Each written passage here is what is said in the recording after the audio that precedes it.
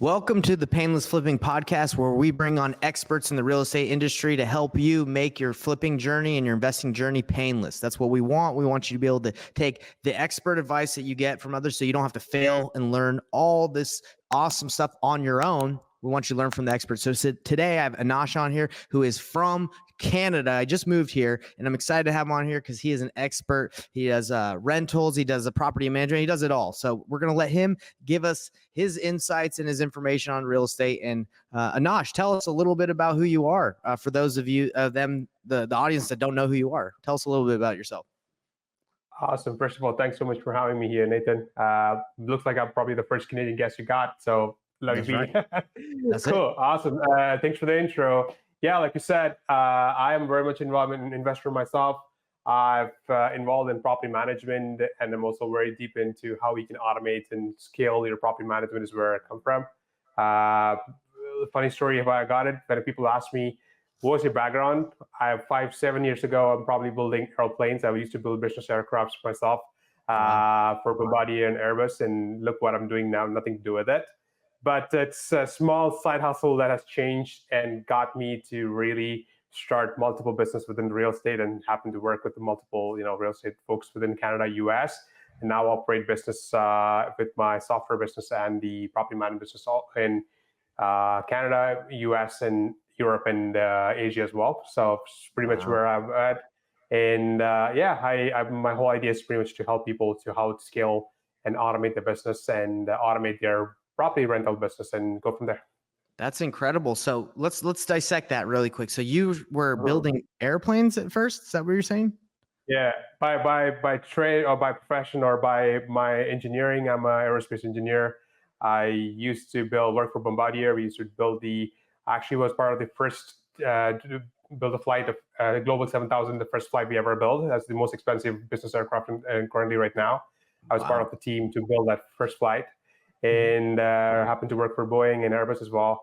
And but I've got business genes in me. My dad is a businessman. I've seen him as a businessman throughout my life, so I know that at one point I want to stop working for someone else and stop doing something. Doesn't mean that I'm not going to get back to aerospace. Maybe my next business is going to be in aerospace. I'm not sure. Wow. But yeah. Was that a passion of yours to get into that, or what made you decide to go into that field in the beginning? It's my passion was manufacturing. I was very fascinated about how these things are built and how heavy manufacturing is happening. So that got me into my undergrad in mechanical engineering, and I did my master's here in Canada. I worked in car manufacturing initially, but then I was always very fascinated about bigger machines. So again, I got an opportunity to aerospace, got into that, and it was awesome. You always see airplanes parked in the runway, but you never have to think that you would probably be sitting under it and working and building it on a day-to-day basis. So it was very fascinating and very interesting. If I have to dig deeper, I can go deeper. But then if you ever work in aerospace, next time you will have a hard time sitting inside a flight because you'll be looking at all the wrong things that are going around. Yeah, I bet. Well, so if I'm assuming, I don't know much about aerospace engineering, but I'm assuming you're making good money at the time. So when you went to real estate, was it more about the money, making more money? Was it about the freedom? Like, what made you want to go off? Because I'm sure you enjoyed your job and you're making good money. So I guess what made you decide to take the leap out of there? Yeah, money in aerospace is absolutely great. Like you make a lot of money. Plus, it's long hours for sure. It's all hourly, so you make contracts, and you have a lot consulting in aerospace. It makes a lot of money. I did that for a long time as well. But what really drove me to real estate is essentially my passion to have something my own, and flexibility and be my own boss. I like to have my team. I used to lead a team of about 40 plus people in my aerospace. So I have brought in that, and I managed to bring in my manager at that time as my business partner in my current business and all the business I have. Wow. So we're doing this together. So I pulled him out, and it's purely that we were doing some side hustles while doing the aerospace job. So our jobs used to be about 13 to 14 hours a day, and we come back from that, and then we actually it was the COVID time that really got up. We actually helped a lot of students and people who came up here with housing, etc. That was a simple start. There was a lot of folks who was doing Airbnb, did not have no business. A lot of folks who lost jobs during that time.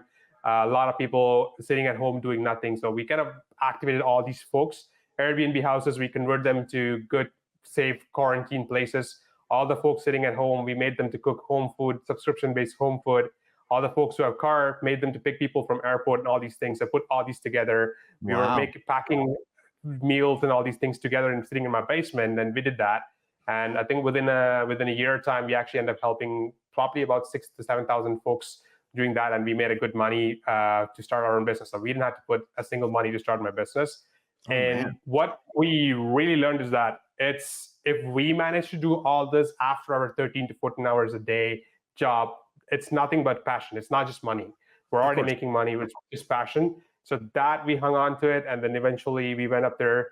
I started my property management company first thing. From there, I learned a bunch of things that was missing in the market. It took me off to start my second company, just a software company I was talking about, is Haletale. Then I started a cleaning company, a maintenance company. So yeah, I've run multiple companies at this point. Wow. So let me ask you this. So usually as an entrepreneur, they say to focus on like one thing.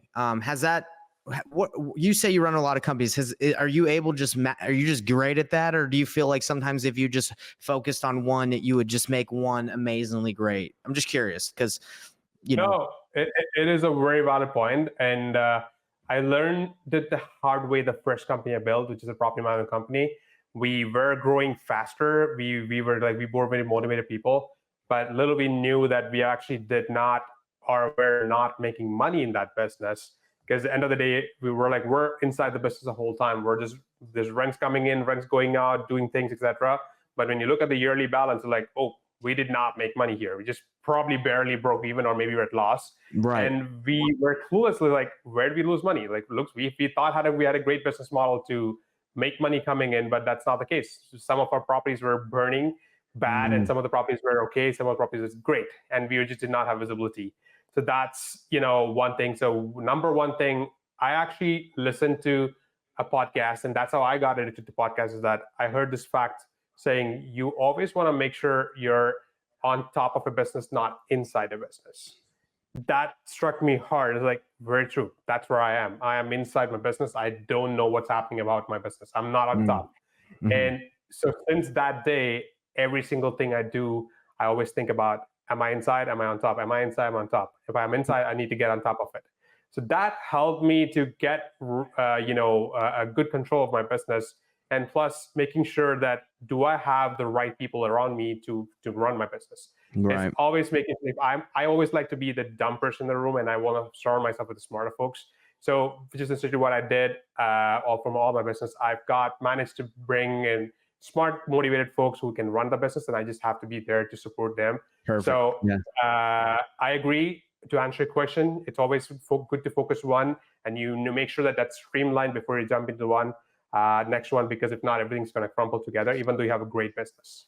Wow, I like that a lot. It's like the who, not how concept, right? Like you're trying to find the best people that are motivated and willing to take ownership of this, the opportunities you give them, right? Because it's really the people that can help you.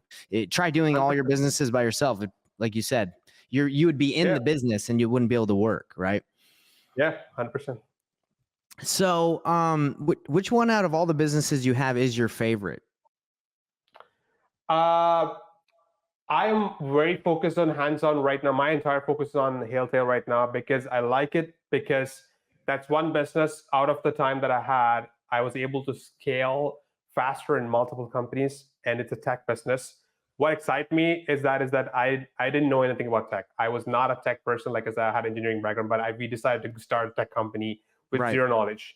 I am making mistakes. I made a lot of mistakes, burned my hand bad.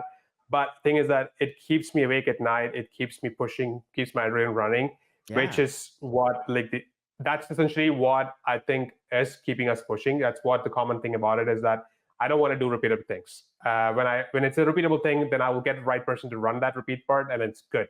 I want to make sure that I am pushing myself every single day.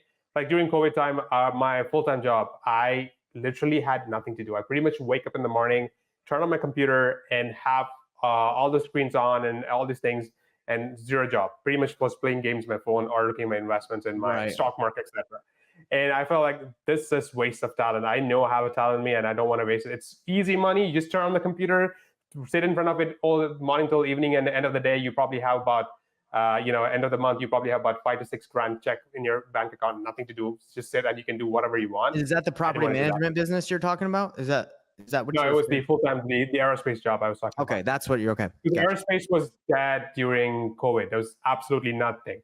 So we didn't have any job, but the companies cannot lay us off. It's just there's always us. So we have zero work to do. So then you were like, well, let me side hustle and let's figure out. And that's why you did it. Okay, that makes complete sense. I didn't know if during that time you were busy doing the work. I'm super busy. And then you did all that side stuff. Okay, that makes sense. Yeah. So we started doing the side hustle things just a little bit before COVID. And this was the motivation for me to go full time. It was like, I am wasting my talent here. So we already have a side gig going, which is going pretty well. Let's do a full time because that makes sense. That's a good feeling to have something that is going well. So you're like, hey, let's continue to do this. If we put more gas on the fire, it's going to just explode. That's good. I like that. Yeah. Because a lot of people, they don't have anything going and they're like, let me go full time. Maybe that will work. And like sometimes it works out, sometimes it doesn't. It's a leap of faith, but you had that proof of concept at least, which is great.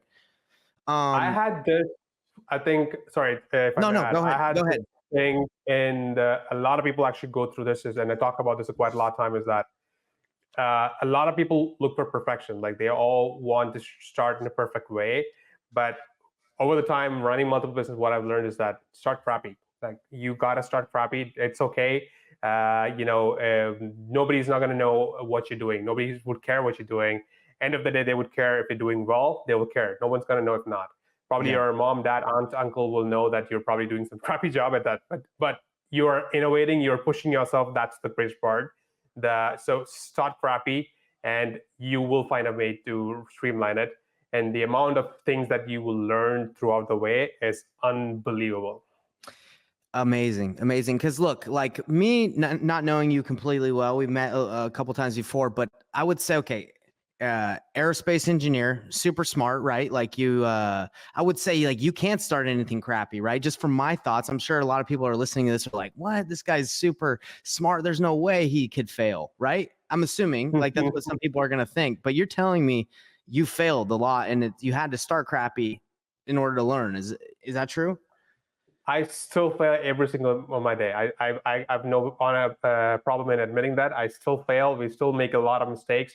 When we started, first of all, when we started the tech company, we didn't know, like, do we hire someone to build our product? Because we know we have a product in mind. We went with some contractors. They built something. We went and designed something completely very great without even doing actual customer interview. And then we all got that. And we understood, okay, all this need to go to garbage. And, all the money we spent on and time is wasted. When actually had our first employee came in, he's like, I can spend 3 months to fix what you already built, or I can spend 2 weeks to build exactly what you build and go from there. What do you want me to do? So that was the reaction. So my simple policy here, or my simple philosophy that I teach myself, or I'm probably going to teach my kids, is that you have to make mistakes. You're allowed to make mistakes. The only thing which puts you different from you and a loser is essentially how you wake up and walk from there. Are you going to walk backwards? Are you going to walk forward? And how well are you going to walk is the only thing that matters. You can make hundreds and hundreds of mistakes. It's okay. And that's what I like podcasts, because you listen to all these brilliant people who have done amazing things in the world. They share the mistakes they've done. So you don't have to go make the same mistakes that others have done. Go make your own mistake and just avoid all the done mistakes. So that's what I like about podcasts. That's what I like about talking to people. No, I like that for podcasts as well, because you get a little bit more of the story, get to know a little bit more about what's going on. Do you feel like social media is not detrimental, but it is dangerous, because a lot of times you just see the wins, or you see the results versus the journey? Like, cause you could, right now you could say, hey, my tech company is doing amazing, and everyone just sees that on a post, but they don't know the full story. And so do you feel like sometimes social media can be dangerous because of that, and people are comparing and stuff like that? It's good and bad, I would say. So there's good thing, for example, someone sees that, then they're motivated to give it a try. So that's there for sure. But the bad thing is that they think everything is so easy. And if they fail once, what they're gonna think is that, oh shit, this is not meant for me. I don't think I have it in me. I got to go back to my full-time job, and they just left. They think others have achieved that in a year or two, and in the first try, that's not the case. So I just hope the social media is great. I just hope and I love and follow people who actually shows the actual dirty path on the way, the bumpy ride. I love those folks because they're the actual folks who are showing the right reality. No, I agree. I agree with you because it is true. My journey on entrepreneurship, yours, like it's true. Like no one goes in immediately starts in a super profitable business. I mean, you hire the wrong people. You get you get shafted sometimes on contracts. You think something's going to turn out and it doesn't turn out the way. So anyway, I appreciate you being kind of laying that out there for us. So right now in your business, so you're enjoying the tech company and it helps people, you're saying, with their personal own property, and they can just input their properties in there and manage everything from there. Is that what the software does? So we've got a different approach. We have a customizable software. So, and we focus on it's meant for everyone, but our bread and butter is focused on people who has let's say a portfolio of 50, 60, 100 properties plus. Okay. Because those are the folks. There's a bunch of softwares great for mom and pops who have about 2 to 3 to 5 properties. It's great. You can do that in spreadsheets also, depending on how good of a time you have, or you want to go to a property manager, etc. That's a different case. We focus on folks who have a 50 to 60 plus, because that's when the stage you get to a point where you're past your passion. Now you have a business. Yeah. Because otherwise you're just doing a passion work, and then sometimes there's a point where, you know what, I'm tired of this. I'm gonna go back. I don't think I have a passion here. You get to a 60 to 70 portfolio property. That means you have a legit business. You have done this and you're in repeated mode. Now you need a process and you need a system in place where you can scale. And that system, I was there at that point where I've gone past my passion. Okay, I've got a business. Now what? I couldn't find anything which helped me to streamline my business. And that's the gap I found. And that's what I build as well. So I built my tech company from my own experience and my pain point. And so that's why I could relate. And it's helpful because for me to test my platform, I didn't have to go anywhere else. I just had to use my own business to test it out. And we took my sweet time. It's okay because it helped me to scale my business. And then very recently, we started to sell to other folks. Do you find it difficult to educate people on how to use the software? It is there, but you know, it's when I think about it, there's different kind of people. Then our idea is it doesn't have to be very, very advanced tech. Things can be done in a very simple way. Excel sheets works. A lot of bigger enterprise company runs on Excel sheets. It works great. It's just that you need to have a process in place. Similarly, what we're doing, our approach is not to have a great complicated tech, to have a simple tech which could be available for anyone who actually kind of could come in and be able to understand the thing. So a learning curve, no matter anything you do, is there, but it's doable. It's not like we see when I myself have tried different softwares and I had a huge learning curve and I had to give up at point, but we see that the learning curve with ours is actually lesser. And again, I'm not just being biased about my software, but then that's what I see. And we try to make it simpler and easier every single day. I use this example all the time. You have a regular car or you get a Formula One car. If you sit in a Formula One car and if you don't know how to operate the steering wheel of a Formula One car, that's just a piece of iron and sitting in. You can't perform in that car. That car is going to go as slow as or slower than a scooty that you own. Because you don't know how to run the car. So same thing. You just need to learn a little bit. There's going to be a learning curve in everything, but you really know what you can do with the software or the device you in front of you, then that's when the game starts really. I like that. So I'm curious, when you market to your specific avatar, the person that has 50 to 50 plus properties to use your software, is that difficult to find those type of people, or how are you finding that avatar to purchase your software? Majority comes through referral, so it's not really a lot of work for us to look out for folks. So obviously, we do a little bit of outbound reach out, cold calls, all these things are there. But then majority of our leads comes in, referral or inbound. We do a great job in SEO works. So all the clients coming from outside country, Asia or Europe, everywhere, it's all inbound. We don't make calls to Europe to get clients. It's all people inbound finding value in the software, and then they actually come to us. And Wow. for us, the only job is essentially to show them what they are looking for. It's the right thing. Sale happens right there. Usually most of my sales happen on the first call or maximum second call. Is it a monthly subscription, or is it a year? Is it a couple? What does it look like? There's different options. You can do a monthly subscription. I personally recommend everyone to start with the monthly, because I want to make sure this is the right product for them, rather than them. I want them to make sure. And once they're there, then obviously have an opportunity to lock in a better price for yearly if they want to. Or I have folks who have been working with us over more than a year to 2 years, who's still in the monthly. That works for them. It's fine. It's all about cash flow, etc. for them, so it's fine. But you can do monthly, quarterly, yearly, half yearly, doesn't matter. We are flexible in all ways. Wow. Well, that sounds like an amazing product, and it sounds like definitely a need that needs to be met. And you said it yourself, you tried to find it when you came to that problem, but you built it because you needed to solve your problem. And that's honestly how most of the greatest businesses are built, right? Because they're there to solve an issue that it doesn't exist in the marketplace, right? So that's what I hear, and I'm facing that path. That's awesome, man. Well, such a pleasure to not meet you. We've already met, but to dive more deep into your story and what you're doing. It's honestly amazing and inspiring. Where can people find you first of all, if they want to just get to know you, and if they want to use your platform, where's a good place to reach out to you? Yeah. So anyone can find me on LinkedIn. I'm very active on LinkedIn. Anash Payneless is my LinkedIn. Or you can find me on haletale.com, Haletale, haletale.com. You can book a demo there, or you can directly have my direct booking call link as well. Or e-messages there as well. The chat is very active, and then it's an actual real person replying there. So obviously there. So what it means to you, if you're running a real estate portfolio, or you have a property management company, or you're looking to resell a property management software which is white labeled to yours, that's where it comes in, and we make it customizable for you, and you should be able to start your business right away rather than building from scratch. And we save you a ton of time, and money is what we do. So if you're interested to know about that, feel free. We can talk more, and love to know more about your business as well.